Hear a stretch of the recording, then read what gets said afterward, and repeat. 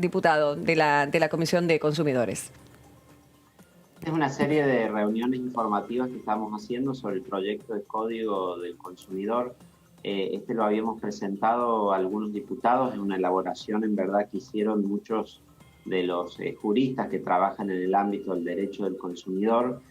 Sobre ese anteproyecto nosotros iniciamos esta discusión. También había habido una discusión similar en el Senado. Mientras tuvimos ya algunas de estas exposiciones, estuvo Aida Kemelmacher de Carlucci en la última, entre algunos expositores, hizo una presentación también de otra iniciativa, el oficialismo, el bloque del Frente de Todos, por lo cual ahora estrictamente tenemos dos proyectos en tratamiento. La verdad que haciendo una comparación de estos proyectos preliminares son muy similares, cerca del 85% de las disposiciones son idénticas entre ambos, pero algunos puntos los tratan de manera distinta, entonces tenemos que analizar cómo mejor regular cada aspecto. Y hoy es el turno de las asociaciones de consumidores, que ya las tuvimos en la pandemia en reuniones informativas por otros temas, pero esta vez las hemos convocado para que den su opinión respecto de estos proyectos. He hablado con algunos de ellos ya antes de la reunión de comisión. Si bien manifiestan que es muy positivo que estemos haciendo este código, que estemos actualizando la legislación sobre consumidor, también me han señalado de un modo un poco crítico de que esto está muy actualizado a lo que son las discusiones, digamos, de los congresos académicos sobre el tema, pero que hay algunas cuestiones de la práctica, de la litigiosidad que llevan adelante los abogados que defienden a consumidores concretos en el día a día, que deben ser incorporadas. Así que con esa actitud, la verdad, los vamos a escuchar, vamos a registrar sus planteos de manera de tratar de que abarque todo eso la redacción de este nuevo código y que sobre todo podamos lograr el fin para el que propusimos la iniciativa, que es proteger a todos los consumidores y usuarios como es el mandato que marca nuestra Constitución Nacional. Muy bien, diputado. Diputado, perdón. Sí. ¿Es solo una cuestión de actualización digamos, de la defensa del consumidor o hay algo que está específicamente que esté fallando respecto de esta temática? Digamos que se tiene que, más que actualizar, se tiene que mejorar o subsanar. Bueno, sí, primero que claro, nosotros tenemos una ley que es la 24.240 que viene de hace más de 20 años. Entonces necesariamente hay nuevas realidades del consumo, sobre todo el avance en los servicios públicos domiciliarios, en todas las contrataciones por internet, que la norma de entonces no regulaba adecuadamente. Claro. Necesitamos regular adecuadamente el concepto del consumidor hipervulnerable cuando hay personas, adultos mayores, por ejemplo, que contratan a partir de los servicios telemáticos y porque tienen excesiva información o porque tienen muy poca información, no están tomando una decisión racional sobre ello y entonces requieren de protección adicional.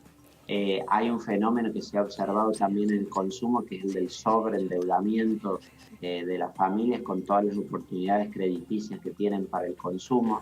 Es decir, con el correr del tiempo hemos empezado a ver algunos fenómenos que no estaban previstos en la legislación y que hoy hay que regularlos.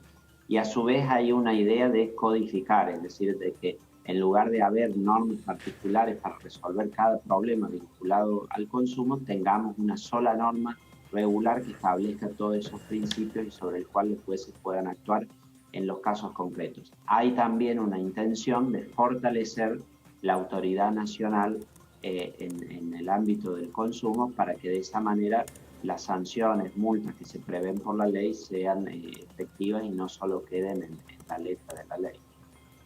Diputado Cacase, Laura Serra lo saluda. Bueno, lo cambio, ¿cómo está? Para hacerle una pregunta sobre la cuestión que se viene, ¿no? Una de las iniciativas más sensibles que se van a discutir en la Cámara de Diputados y en el Senado de la Nación tiene que ver con la nueva fórmula de movilidad previsional. Bueno, ustedes han discutido y han tenido un arduo trabajo en la comisión bicameral justamente para definir esta nueva fórmula. Tengo entendido de que está al caer un proyecto de ley justamente que va a definir cómo va a ser cómo va a estar compuesta esa nueva fórmula de movilidad previsional. Por lo que está trascendiendo, esa nueva fórmula estaría compuesta en un 70%, por lo que tiene que ver con la variación del índice salarial, un 30% respecto de la recaudación del sistema de seguridad social. Es decir, se está volviendo a la fórmula que regía, tengo entendido, en de 2009 a 2017, ¿no? Es decir, la fórmula que regía durante el gobierno kirchnerista. Ustedes, desde Juntos por el Cambio, ¿cómo están viendo esta posibilidad de que se vuelva hacia una fórmula que ya ha tenido aplicación y que hemos visto sus efectos? ¿Qué postura van a tener? Y bueno, ¿cómo se están preparando para el debate? Sí, si bien el proyecto no ha ingresado formalmente, como decís, ha trascendido a partir de la publicación de uno de los principales diarios y ha habido mucho revuelo porque algunos entendieron a partir de eso que había un acuerdo por parte de los bloques del Congreso o de la Comisión Bicameral, lo cual no es el caso. Nosotros no compartimos primero que se desvincule la fórmula de la inflación porque creemos que la inflación es la garantía para proteger el poder adquisitivo de los jubilados. Esto de que los salarios o el RIPTE suban del 30 al 70%, creemos que va a tener como efecto esto. Los salarios en Argentina es histórico como crecen por debajo de la inflación y con eso hay pérdida de poder real de compra y entonces el quitar la inflación como variable de la fórmula, que es lo que se había logrado con la actual ley de movilidad, nos parece que es un retroceso para darle garantía a los jubilados.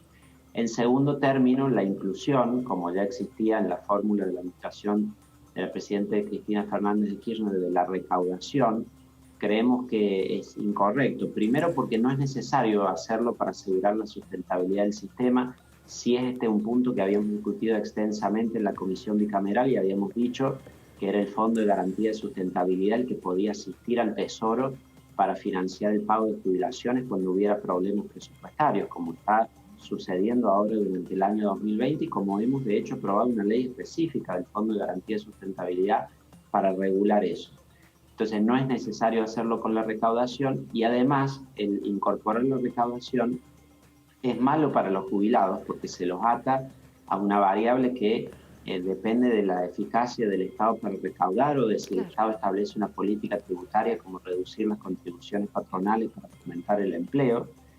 Y además es malo para la economía en general también porque hace la fórmula muy procíclica.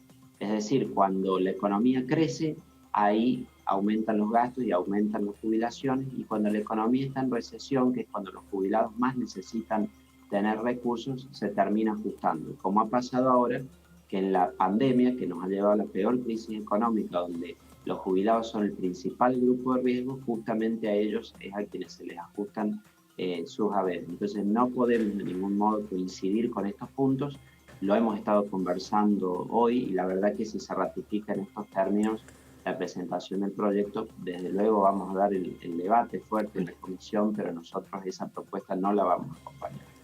Bien. Diputado, sobre este mismo tema, preguntarle porque ustedes justamente el pasado lunes, cuando se celebró la Comisión de Presupuesto, la última reunión de la Comisión de Presupuesto, entre los planteos que hizo Juntos por el Cambio, tiene que ver justamente con la asignación presupuestaria destinada a las jubilaciones, pensiones y a los beneficiarios de la UH, asignaciones familiares, etcétera, ¿no?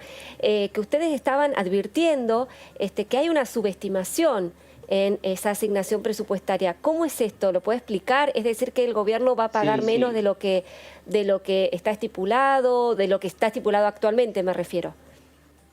Claro, este es un punto muy importante el que planteas, Laura, y que va a lo concreto de hoy. En el presupuesto 2020 no hay previsto dinero como para dar un aumento en diciembre. Originariamente, cuando nosotros aprobamos la ampliación presupuestaria, pusimos un crédito ahí de 2.63 billones para el pago de prestaciones de la Seguridad Social. Cuando envía ahora el oficialismo su proyecto de presupuesto 2021 que presenta Guzmán en la Cámara, reduce eso a 2.59 billones. Con esa cifra no hay para pagar un aumento en diciembre y ni siquiera hay para pagar todas las jubilaciones de diciembre tampoco. Esto es lo que le planteamos al secretario de Hacienda. Él reconoció que estos números que planteamos eran así y que se quedaban cortos, por decir, para hacer el pago, con lo cual si hay una decisión sobre el pago del incremento de jubilaciones en diciembre, va a requerir eso que haya una ampliación presupuestaria para el 2020.